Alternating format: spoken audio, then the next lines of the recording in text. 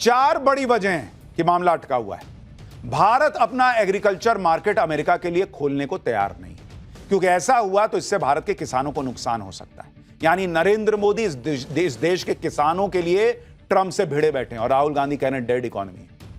इसके अलावा dairy products और पशु फार्मिंग के बाजार को भारत नहीं खोलना चाहता, क्योंकि इस सेक्टर पर भारत में करोड़ों लोगों की जीविका आश्रित है।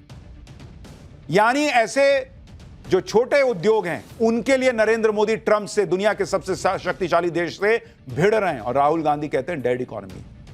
भारत रूस से तेल खरीदने की बात पर भी अड़ा हुआ है, क्योंकि भारत को रूस से सस्ता तेल मिल रहा है और इससे भारत तेल की महंगाई को रोक रहा है। भारत अपनी micro, small and medium enterprises यानी एमएसएमई के बिजनेस में भी अमेरिका की एंट्री नहीं चाहता, क्योंकि इससे छोटे कारोबारियों को बहुत बड़ा नुकसान हो जाएगा।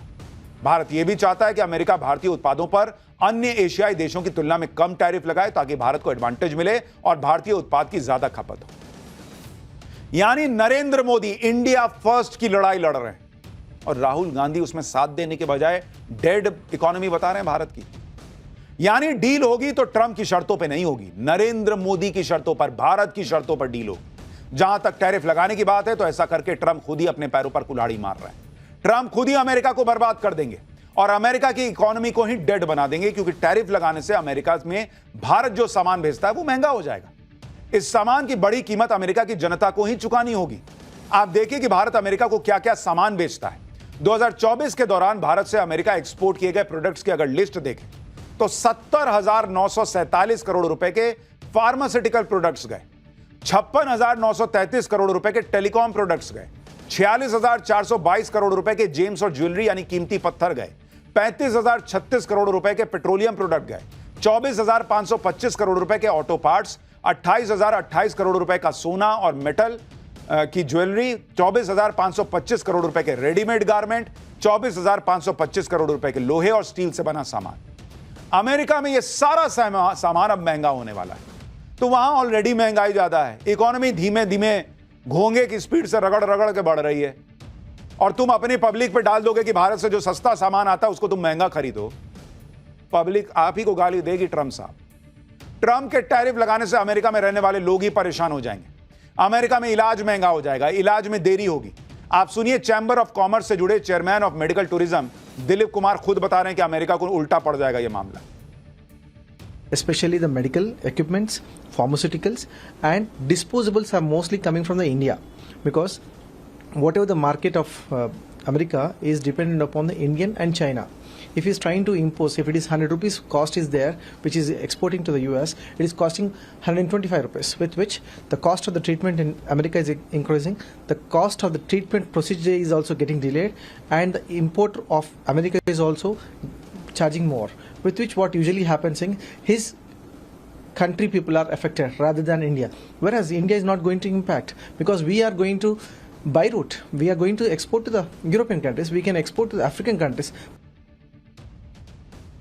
भाई भारत के पास पहली बात तो यह है कि हमारे पास खुद अपना इतना बड़ा बाजार मौजूद है। दूसरा, जैसा वो खुद ही बता रहे हैं एक्सपर्ट्स कि भाई भारत दूसरे मार्केट तलाश लेगा। तीसरी बात, मैंने आपको पहले ही बताया था कि नरेंद्र मोदी को पता था कि ट्रंप जो है इस दूसरे कार्यकाल में बहुत सनकी टाइप बिहेव कर रहे हैं, तो उन्होंने यूरोपीय यूनियन वगैरह वाला रास्ता ऑलरेडी तभी से तैयार करना शुरू कर दिया, और इसलिए भारत लोड नहीं ले रहा। लोड ट्रंप को लेना चाहिए बॉस, क्योंकि भारत से सस्ता सामान वहां पहुंचता है। भारत रूस से संबंधों को लेकर ट्रंप की धमकियों का लोड भारत नहीं ले रहा। आज ही भारत में रूस के राजदूत अलीपोव ने कहा है कि दोनों देशों के आर्थिक संबंधों को लेकर इसी साल शिखर सम्मेलन होना है, जिसमें शामिल होने के लिए राष्ट्रपति पुतिन भारत आ सकते हैं। उन्होंने कहा, हम भारत के साथ वित्तीय संबंधों को और मजबूत कर रहे हैं। दोनों देशों के रिश्ते व्यापार से कहीं आगे तक फैले हैं।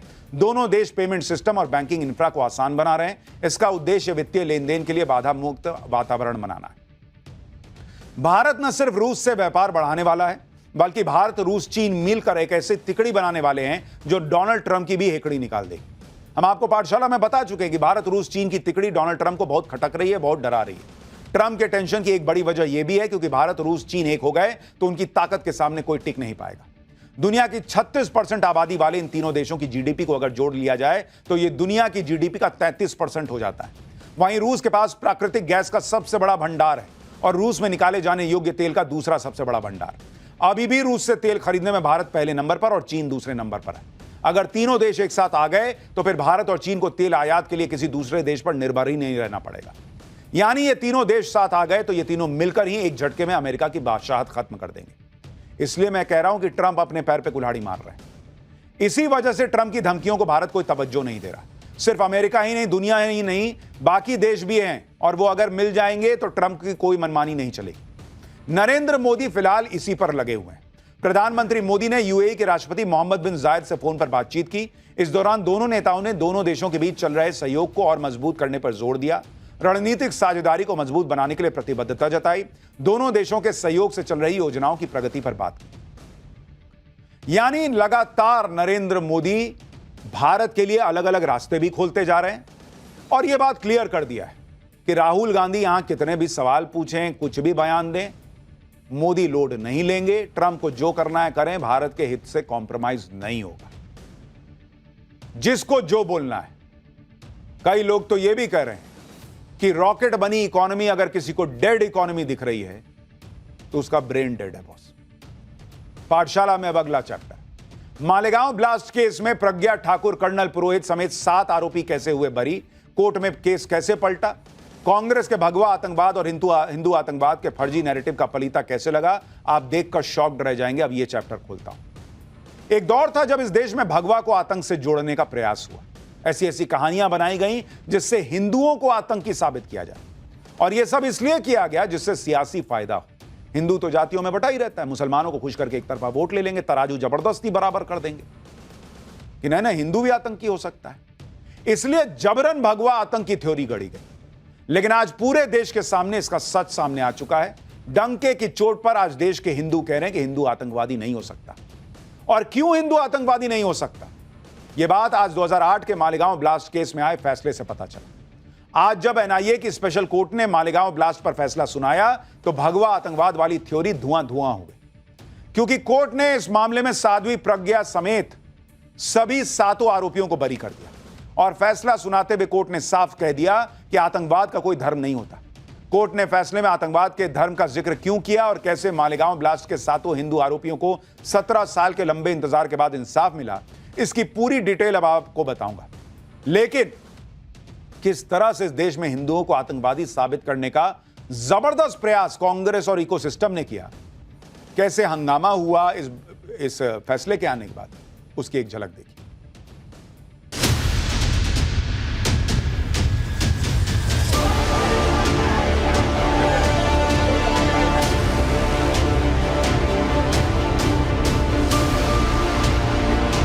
पी चिदम्बरम, दिग्विजय सिंह, राहुल गांधी उसको सत्यापित कर रहे थे। आज उनकी चौराहों पर खड़े करके कौन सी सजा होनी चाहिए? तो है एनआईए किसके अंडर काम करती है? एनआईए तो गवर्नमेंट ऑफ इंडिया के अंडर काम करती है। मिलिट्री ग्रेड अगर आरडीएक्स इस्तेमाल हो रहा है तो भाई साहब ये कहां से आया, ये बड़ा सवाल है। भगवावादियों को सताने के लिए भगवाधारियों को कांग्रेस ने करवाया था। कुछ लोगों के मंसूबे थे हिंदुत्व को और सनातन को, भगवा को बदनाम करने के। वो मंसूबे उनके अब फेल हो गए। मैं आज दुनिया के सामने, देश की जनता के सामने गर्व से कहता हूं कि हिंदू कभी टेररिस्ट नहीं हो सकता।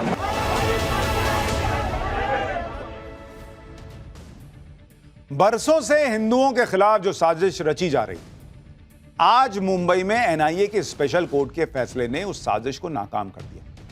भगवा आतंकवाद का जो गुब्बारा फुलाने की कोशिश हो रही थी, भरो हवा, हिंदू टेररिस्ट हो सकता है, साबित कर दो, उस गुब्बारे में आज कोर्ट के फैसले ने पिन मार के पूरी हवा निकाल दी। क्योंकि कोर्ट ने साल 2008 के मालेगांव ब्लास्ट केस से जुड़े सभी 7 आरोपियों को बरी कर दिया। सभी आरोपी आज फैसला सुनने के लिए कोर्ट पहुंचे। यह तस्वीर ठीक उस वक्त की है जब कोर्ट ने 17 साल पुराने इस केस में फैसला सुनाया।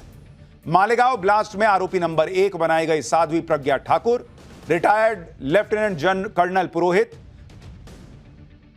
मेजर रमेश उपाध्याय रिटायर्ड, अजय राहिरकर, समीर कुलकर्णी, सुधाकर द्विवेदी, सुधाकर चतुर्वेदी, इन सभी आरोपियों को कोर्ट ने बरी कर दिया। कोर्ट के फैसले पर साध्वी प्रज्ञा ठाकुर के परिवार ने एक दूसरे को मिठाई खिलाकर खुशी भी जताई। मालेगांव ब्लास्ट केस में गिरफ्तार किए गए लोगों पर क्या आरोप लगाए गए थे, पहले उसके बारे में आपको बताऊं आगे।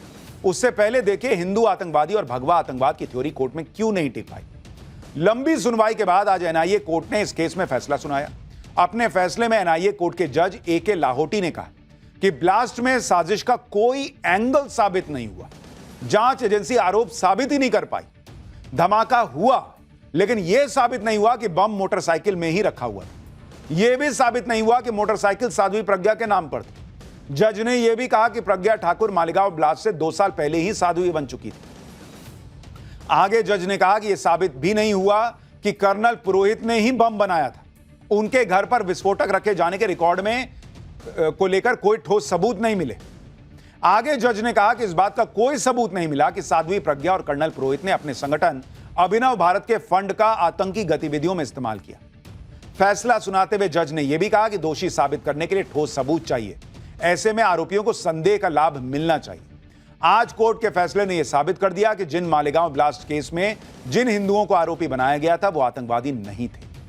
और यही बात लोकसभा में चर्चा के दौरान अमित शाह ने भी कही थी कि हिंदू कभी आतंकवादी नहीं हो सकता। अमित शाह का वो बयान आपको याद दिलाता हूं, फिर आगे बताऊंगा हिंदू आतंकवादी और भगवा आतंकवाद की थ्योरी फेल होने पर संत समाज ने कैसे कांग्रेस को घेरा है। आज ये दिग्विजय सिंह चले गए हैं, उन्होंने कहा है तो आरएसएस ने कराया था। मान्यवर क्या बोल रहे हैं, किसके लिए बोल रहे हैं, किसको बचा रहे हैं, क्या कहना चाहते हैं? और हिंदू टेरर का सगुफा किसने छोड़ा? मैं आज दुनिया के सामने, देश की जनता के सामने गर्व से कहता हूं कि हिंदू कभी टेररिस्ट नहीं हो सकता। हम कभी टेररिस्ट नहीं हो सकते। क्या कहना चाहते हैं? फर्जी टाइप के केस बनाए, एक भी केस अदालत में नहीं टिका। देशभक्त संगठनों पर आरोप लगाए आपने, सिर्फ आपकी छिछोरी राजनीति के लिए। संत समाज ने भी मालेगांव ब्लास्ट केस में कोर्ट के फैसले का स्वागत किया और कहा कि कोर्ट के फैसले ने भगवा आतंकवाद जैसे शब्द गढ़कर भारत, सनातन और भगवा को बदनाम करने की कोशिशों को नाकाम कर दिया। सुनिए एक बार संत समाज क्या कह रहा है, फिर आपको बताता हूं कि कांग्रेस ने यह भगवा आतंकवाद शब्द कैसे गढ़ा, उसे कैसे फैलाया। हिंदू आतंकवादी नहीं होता, परंतु हिंदू आतंकवाद जैसे, भगवा आतंकवाद जैसे शब्द गढ़ करके भारत राष्ट्र, सनातन और भगवा को लांछित करने का प्रयास आज विफल हुआ है। अखिल भारतीय संत समिति भारत के न्याय व्यवस्था पर, न्यायालय पर और भारत सरकार पर, विशेषकर श्रद्धेय नरेंद्र मोदी, गृह मंत्री अमित शाह जी समेत और देश की न्यायिक व्यवस्था को साधुवाद और धन्यवाद देती है कि ये संत कलंक लेके जी रहे थे, आज दोष मुक्त हुए हैं। आज मुझे बहुत प्रसन्नता हुई है और मैंने तो उसी समय सुन लिया था जब कोर्ट ने निर्णय दिया। इससे कांग्रेस का काला चिट्ठा जनता के सामने आ गया है और वो वास्तव में ये लोग कोई प्रमाण नहीं जुटा पाए। भगवावादियों को सताने के लिए भगवाधारियों को कांग्रेस ने सब करवाया था। मैं यही कहूँगा कि हमारी विजय हुई है और इन 7 जो मुक्त हुए हैं आरोपी, इनको मिलकर तत्कालीन कांग्रेस सरकार पर मानहानि का दावा करना चाहिए। हिंदू आतंकवाद, भगवा आतंकवाद कह करके एक आतंक सा मचा रखा था। कुछ लोगों के मंसूबे थे हिंदुत्व को और सनातन को, भगवा को बदनाम करने के। वो मंसूबे उनके अब फेल हो गए। सारी दुनिया के सामने सच आ गया। अब कोई हिंदू आतंकवाद, भगवा आतंकवाद कह करके भारत के सनातन धर्म को बदनाम नहीं कर सकेगा। कांग्रेस ने यह भगवा आतंकवाद शब्द कैसे फैलाया था उसे भी याद करना जरूरी है। अगस्त 2010 में तब के गृह मंत्री पी चिदम्बरम ने भगवा आतंकवाद शब्द का इस्तेमाल किया था। उन्होंने कहा था कि भारत में हाल के धमाकों में भगवा आतंकवाद की भूमिका है। जनवरी 2013 में यूपीए सरकार में उस वक्त के गृह मंत्री रहे सुशील कुमार शिंदे ने कहा था कि उनके पास रिपोर्ट आ गई है कि बीजेपी हो या आरएसएस हो, उनके ट्रेनिंग कैंप हिंदू टेररिज्म बढ़ाने का काम देख रहे हैं। सितंबर 2013 में कांग्रेस नेता दिग्विजय सिंह ने सवाल उठाते हुए कहा था कि हर हिंदू आतंकवादी संघी क्यों है। जो दिग्विजय सिंह भगवा आतंकवाद का जाप किया करते थे, मालेगांव ब्लास्ट केस के फैसले के बाद कैसे उनके सुर बदल गए हैं और कहने लगे कि आतंकवाद का कोई धर्म नहीं होता। सुनिए जरा दिग्विजय सिंह को। लेकिन हिंदू आतंकवाद का जो आरोप लगा, कोई धर्म के आधार पर आतंकवाद नहीं होता है। ना हिंदू आतंकवाद होता है, ना इस्लामिक आतंकवाद होता है। हर धर्म प्रेम, सद्भाव, सत्य और अहिंसा का रूप है। लेकिन बीजेपी तो ये कहती रही है सर कि हिंदू टेरर का जो शब्द था वो कांग्रेस ने दिया था। बिल्कुल गलत कहते हैं, बिल्कुल गलत कहते हैं। ये वही दिग्विजय सिंह हैं जिन्होंने भगवा आतंकवाद और हिंदू आतंकवाद साबित करने के लिए जमीन आसमान सिर पर उठा रखा था। इस तस्वीर को ही देखिए, जब दिग्विजय सिंह एक बुक लॉन्च इवेंट में पहुंचे थे और जो बुक लॉन्च हो रही थी उसका नाम था आरएसएस की साजिश 26/11। वो तो कसाब जिंदा पकड़ा गया, नहीं तो उसका कलावा दिखा के मामला सेट का हो जाता कि भाई वो तो आरएसएस ने और हिंदुओं ने कर दिया है और कसाब को हिंदू बता दिया जाता।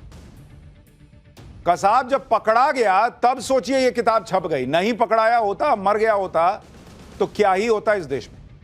भारत में फैलाए जा रहे भगवा आतंकवाद के नैरेटिव का पाकिस्तान ने भी फायदा उठाने की पूरी कोशिश की। कह रहा है कि इसका नाम हीरा लाल है और इंडियन सेटअप से किसी ने अंदर से बताया कि ये सिख है और ये बीजेपी के दहशतगर्द ऐसे कलावा पहनते हैं। अब इंडियन सेटअप में से किसने बताया होगा, आप खुद ही अंदाजा लगाइए। इस तरह की कहानियां गढ़े रहे थे ये लोग। चिदंबरम, सुशील कुमार शिंदे और दिग्विजय सिंह ही नहीं, कांग्रेस नेता राहुल गांधी पर भी भगवा आतंकवाद को लेकर अमेरिका को चेतावनी देने के आरोप लगे। विकीलीक्स जो एक वेबसाइट है जिस पर गोपनीय दस्तावेज पब्लिश होते हैं, उस पर 2009 में एक गोपनीय दस्तावेज पब्लिश हुआ था जो कि भारत में तत्कालीन अमेरिकी राजदूत डेविड मलफोर्ड से जुड़ा था। इस दस्तावेज में डेविड मलफोर्ड ने अपने विदेश मंत्रालय को लिखे हुए पत्र में राहुल गांधी के उस बयान का हवाला दिया था जिसमें राहुल गांधी ने हिंदू आतंकवाद की बात कही थी। विकीलीक्स के इस दस्तावेज के मुताबिक 20 जुलाई 2009 को एक डिनर में राहुल गांधी मौजूद थे। इस दौरान अमेरिकी राजदूत ने राहुल से आतंकी संगठन लश्कर-ए-तैयबा को भारत में मिलने वाले सपोर्ट को लेकर पूछा था।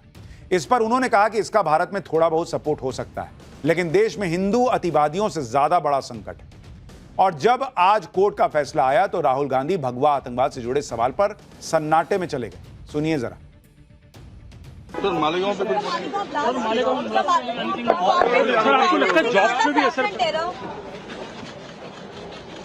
सर आपको लगता है जॉब पे भी इश्यू पड़ेगा?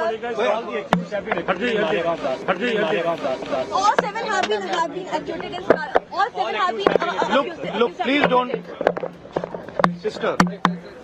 please don't try and digress the issue.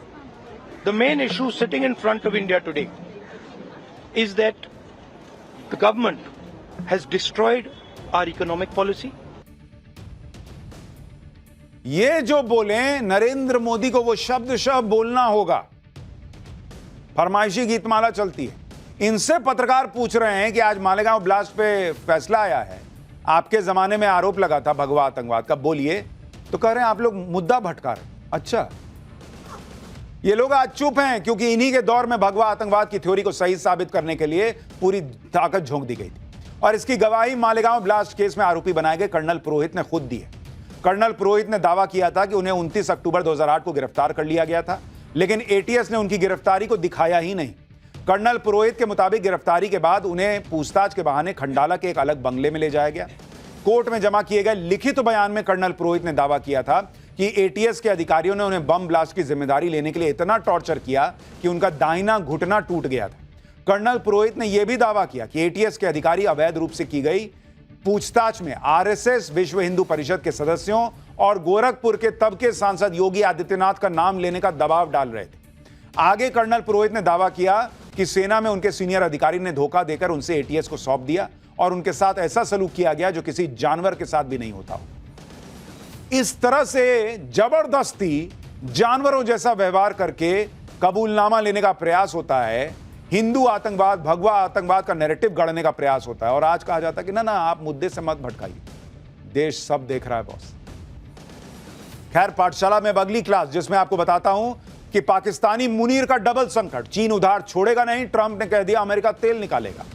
America के तलवे चाटते भिखारी पाकिस्तान ने क्या कर दिया कि चीन दौड़ा देगा, अब आपको यह बताता हूं। जब से अमेरिकी राष्ट्रपति ट्रंप ने पाकिस्तान के साथ डील का ऐलान किया है, पाकिस्तान तो हवा में उड़ रहा है। ट्रंप ने कहा है कि अमेरिका ने पाकिस्तान के साथ एक डील फाइनल कर ली है। डील में अमेरिका और पाकिस्तान मिलकर पाकिस्तान के विशाल तेल भंडारों का विकास करेंगे। ट्रंप का बड़बोलापन देखिए कि उन्होंने यह तक कह दिया कि शायद एक दिन पाकिस्तान भारत को तेल बेचेगा। अरे जो पाकिस्तान खुद का अपना देश दुनिया को बेच आया भीख मांगने के चक्कर में, वो भारत को क्या तेल बेचेगा। अब पाकिस्तान उछल रहा है कि देखो अमेरिका से डील कर ली। पाकिस्तान को यह समझ ही नहीं आया कि इस डील के बाद अमेरिका पाकिस्तान में तेल निकाल पाए या न निकाल पाए। पाकिस्तान का तेल निकल जाएगा जरूर। पाकिस्तान अब कैसे दो सुपर पावर अमेरिका और चीन के बीच ट्रेड वॉर का अखाड़ा बन जाएगा, चीन और अमेरिका से कैसे पाकिस्तान को डबल करंट लगने वाला है, आज आपको बताऊं। यह भी बताऊंगा कि तेल के बहाने ट्रंप की नजर पाकिस्तान के कौन से खजाने पर है, क्योंकि पाकिस्तान के लोग ही पूछ रहे हैं कि वो कौन से तेल भंडार हैं जिनके बारे में पाकिस्तानियों को ही नहीं पता और ट्रंप कह रहे हैं कि हम वो तेल निकाल लेंगे। पाकिस्तानी कह रहे हैं भाई कि हमारे यहां तेल है, हमको ही नहीं पता है। ये ट्रंप कौन सा तेल निकालने वाला है? तेल के नाम पर ट्रंप ने पाकिस्तान के साथ कैसा खेल कर दिया है कि चीन पाकिस्तान को दौड़ा देगा। पाकिस्तान के लोगों का यह सोच सोचकर भेजा फ्राई हो रहा है कि पाकिस्तान के पास तेल का खजाना आ कहां से गया भाई, जिसके लिए ट्रंप कह रहे हैं कि हम तेल निकाल लेंगे। पाकिस्तानी सोशल मीडिया अकाउंट पर इसको लेकर मजे लिए जा रहे हैं। आप देखिए कि सोशल मीडिया पर लोग तेल की बड़ी बड़ी कढ़ाइयों और पतीलों के वीडियो डाल रहे हैं और उन्हें पाकिस्तान के ऑयल रिजर्व बता रहे हैं कि यही तेल निकालेगा क्या ट्रंप। लोग बड़े बड़े तवों पर अंडा फ्राई करते हुए तस्वीरें पोस्ट कर रहे हैं और ट्रंप को टैग करके लिख रहे हैं कि पाकिस्तान में मिले ऑयल रिजर्व की तस्वीरें देख लो। पाकिस्तान में यह तस्वीर भी वायरल हो रही है जिसमें बड़े बड़े कड़ाहों में तेल में डूबा खाना भरा हुआ है और इसे पाकिस्तान का ऑयल रिजर्व बताया जा रहा है। ऑयल डील की खबर आते ही पाकिस्तान में इमरान खान का पुराना बयान भी बड़ा वायरल हो रहा है, जिसमें वो दावा कर रहे हैं कि पाकिस्तान को इतना तेल मिला है कि 50 साल पाकिस्तान को तेल नहीं खरीदना पड़ेगा। इमरान ने कहा था कि लोग पानी का कुआं खोद रहे हैं, उसमें से गैस निकल रही है। भाई मैं आपको बताऊं, कुआं खोद रहे हैं, गैस निकल रही है। इससे तेल नहीं निकलता, इससे गैस नहीं निकलती भाई कि ऊपरे ऊपरे खोदे और गैस निकल गई। ट्रंप ने लग रहा है यही वाला बयान सुन लिया 2018 का इमरान खान का। हालांकि इमरान खान का, पाकिस्तानियों का और ट्रंप का जो ये लेवल है ना, वो मैच हो रहा है। बहुत बढ़िया जमेगा इन लोगों का। जब एक बहुत बड़ा तेल का भंडार मिलने का दावा एक कंपनी ने किया था, तब पाकिस्तान सरकार ने यह दावा ठोक दिया था कि कराची के पास समुद्र में बड़ा तेल भंडार खोज लिया गया है। पाकिस्तान तो यह भी दावा कर रहा था कि यह दुनिया का चौथा सबसे बड़ा तेल भंडार है। पाकिस्तान का दावा था कि 3 साल तक खोज के बाद यह तेल का भंडार मिला है 2018 में, लेकिन मई 2019 में इस दावे की हवा निकल गई थी। पाकिस्तानी मीडिया में इसको लेकर खबरें भी चली थी और पाकिस्तान की खूब फजीहत हुई थी। यानी जिस देश में इमरान खान के मुताबिक कुआं खोदने पे गैस निकल जा रही थी, वहां 14 अरब डॉलर की खुदाई के बाद कुछ नहीं निकला। चीन को भी समझ में आ रहा है कि ट्रंप ने भले ही पाकिस्तान से तेल का समझौता किया हो, लेकिन अमेरिका की नजर बलूचिस्तान में मौजूद बेशकीमती खनिजों पर है, ताकि वो चीन के एकाधिकार को तोड़ पाए। क्योंकि अभी चीन के पास दुनिया का सबसे बड़ा रेयर अर्थ भंडार है। चीन अभी फिलहाल 69% रेयर अर्थ मिनरल कंट्रोल करता है। चीन 70% रेयर अर्थ एलिमेंट्स का खनन और 90% एलिमेंट्स की रिफाइनिंग करता है। अमेरिका अपनी रेयर अर्थ मटेरियल्स की जरूरतों का एक बड़ा हिस्सा चीन से ही आयात करता है। चीन अपने रेयर अर्थ मटेरियल्स की मोनोपोली को अमेरिका के खिलाफ ट्रेड डील में हथियार बनाकर यूज करता रहा। इसलिए ट्रंप ने यूक्रेन के साथ भी रेयर अर्थ मटेरियल्स की डील करने की कोशिश की, लेकिन कामयाब नहीं हो पाई। इसलिए अब अमेरिका ने इसके लिए पाकिस्तान पर नजरें गड़ा दी और ट्रंप को लग रहा है कि हम ऐसा पाकिस्तान से दोस्ती की बात करेंगे, भारत को आग लग जाएगी, भारत जो है वो दौड़ा आएगा। भारत काहे के लिए दौड़ा आएगा? ट्रंप को समझ में नहीं आ रहा है कि भिखारी से दोस्ती किए हो पाकिस्तान से, तो भिखारी एक ही चीज दे सकता है, कटोरा। ले लो।